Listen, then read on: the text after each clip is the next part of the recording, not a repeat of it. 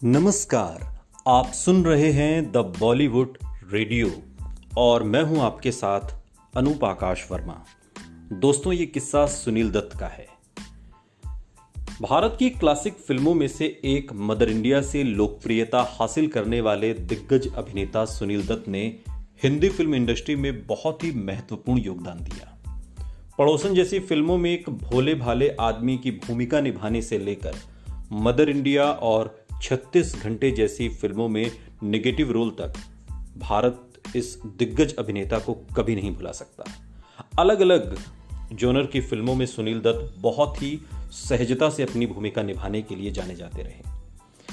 आज हम उस फिल्म की बात करेंगे जिसे सुनील दत्त साहब ने डायरेक्ट भी किया, प्रोड्यूस भी किया और अभिनय भी किया।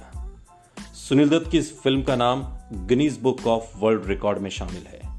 अगर आप सुनील दत्त के फैन हैं तो शायद आपको पता होगा कि आखिर इस फिल्म में ऐसा क्या था जिसके कारण इसके नाम वर्ल्ड रिकॉर्ड है। अगर आप नहीं जानते तो बता दें कि इसकी वजह है सबसे कम कास्ट। यानी इस फिल्म में केवल एक ही कलाकार था और वो थे सुनील दत्त। 1964 में फिल्म आई यादें और यही वो फिल्म है जिसमें केवल एक ही कलाकार था जो कि सुनील दत्त थे। अक्सर जब भी कोई फिल्म की कहानी लिखी जाती है तो उसमें कई कलाकारों को लिया जाता है, कहानी में किरदारों को फिट किया जाता है। आजकल जब मल्टी स्टारर फिल्मों का दौर चल रहा है तो 60 के दशक में सुनील दत्त ने फिल्म यादें के जरिए इतना शानदार एक्सपेरिमेंट किया कि इस फिल्म को न केवल राष्ट्रीय मंच पर सम्मान मिला बल्कि इसने वर्ल्ड रिकॉर्ड में ही अपने नाम किया। इस फिल्म को सुनील दत्त ने न केवल प्रोड्यूस किया, डायरेक्ट भी किया और अभिनय भी। साथ साथ नरगिस के साथ मिलकर उन्होंने ही इस फिल्म की कहानी भी गढ़ी थी।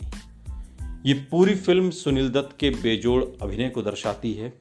फिल्म में नरगिस का केवल एक तस्वीर और ब्लैक शैडो के तौर पर उनका इस्तेमाल किया गया है। नरगिस की तस्वीर के सहारे ही सुनील दत्त ने पूरी फिल्म को जी लिया। ये एक ब्लैक एंड व्हाइट फिल्म है।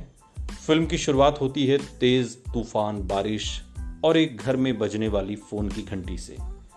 घर में बिल्कुल सन्नाटा पसरा है। तभी एंट्री होती है अनिल उर्फ सुनील दत्त की। फिल्म में कैरेक्टर के नाम हैं और लेकिन जीवित कैरेक्टर कोई नहीं दिखता। अनिल पूरा घर छान मारता है लेकिन उसे कोई दिखाई नहीं देता। वो सभी का नाम लेकर पुकारता है लेकिन कोई जवाब नहीं देता। तभी फोन की घंटी एक बार फिर बजती है। उधर से आवाज आती है कुलदीप की, अनिल का दोस्त कुलदीप। दोस्त शादी का न्योता देता है, वादा लेता है कि अनिल अपनी पत्नी और बच्चों के साथ उसकी शादी में आए।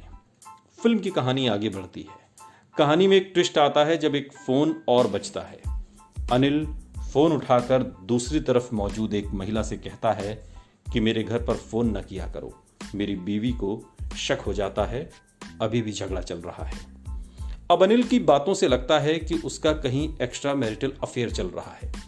उसकी पत्नी और उसके बीच विवाद की वजह भी यही है।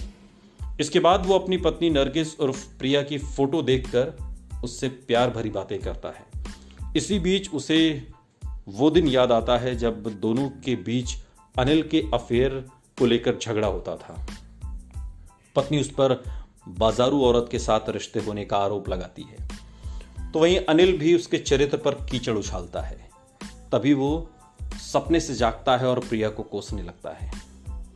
उसके बाद कैसे पूरा दिन अनिल अपना समय अकेले गुजारता है। वो अपनी पत्नी और बच्चों को याद करता है, उसकी याद में वो मर रहा है। तभी फैसला करता है सुसाइड करने का। इसके बाद फिल्म में क्या होता है इसके लिए आपको ये फिल्म देखनी पड़ेगी। संक्षेप में बताएं तो ये फिल्म मियाँ बीवी के रिश्ते पर है जो कि रोज लड़ाई भी करते हैं और फिर खुशी खुशी साथ रहते हैं। लेकिन फिल्म में अच्छा क्या है? फिल्म में जो सबसे ज्यादा अच्छा है वो सुनील दत्त के एक्सप्रेशंस हैं। हंसते हंसते अचानक किसी बात पर गुस्सा जाहिर करने से लेकर चाबी से चलने वाले खिलौनों को देखकर डर जाने तक हर भाव उनके चेहरे पर बहुत ही खिलकर आए। उन्होंने हर भाव बहुत ही संजीदगी से जिया। सुनील दत्त ने काल्पनिक भावों का इस फिल्म में बखूबी तरीके से एक्सपेरिमेंट किया है। यह फिल्म एक अनूठा प्रयास था और अपने समय से बहुत आगे की फिल्म थी। पत्नी और बच्चों के लिए चिंतित प्यार करने वाले पति की भूमिका जो उन्होंने निभाई वो काबिले तारीफ है। फिल्म में दूसरे किरदार की मौजूदगी दिखाने के लिए जो एलिमेंट्स का इस्तेमाल हुआ वो भी काफ़ी शानदार है। यादें का हीरो यानी सुनील दत्त लगभग 2 घंटे की अवधि के दौरान एक सेट पर केवल खुद से और अपने काल्पनिक व्यक्तित्व से बात करता है। हर सीन को बहुत ही बेहतरीन तरीके से शूट किया गया। पुलिस को फोन मिलाकर चुप हो जाना और डर जाना, रसोई घर में खाने के लिए कुछ बनाना और अचानक गुस्सा आ जाना, हर चीज इस क्लासिक फिल्म में परफेक्ट नजर आई। करीब 1.25 घंटे की ये फिल्म आपको कहीं भी बोरियत फील नहीं कराती। सुनील दत्त ने अपने दर्शकों को विजुअल एक्सप्रेशंस का एक दूसरा रूप भी इस फिल्म में दिखाने की कोशिश की, जिसे कहते हैं सिलहुट। ये वो कला है जिसमें एक विशिष्ट व्यक्तित्व को चित्रित करने के लिए एक ब्लैक शैडो का इस्तेमाल किया जाता है। आसान शब्दों में समझाते हैं, मान लीजिए एक दीवार है और दीवार पर एक शख्स की परछाई नजर आ रही है। वो शख्स उस परछाई के जरिए ही अपनी बात कह दे रहा है, उसे ही सिलहुट कहते हैं। ये केवल इंसानों के लिए ही इस्तेमाल होने वाला शब्द नहीं है, बल्कि किसी जानवर या वस्तु को भी ब्लैक शैडो के जरिए रिप्रेजेंट करने पर उसे सिलहुट कहा जाता है। सुनते रहिए द बॉलीवुड रेडियो, सुनता है सारा इंडिया।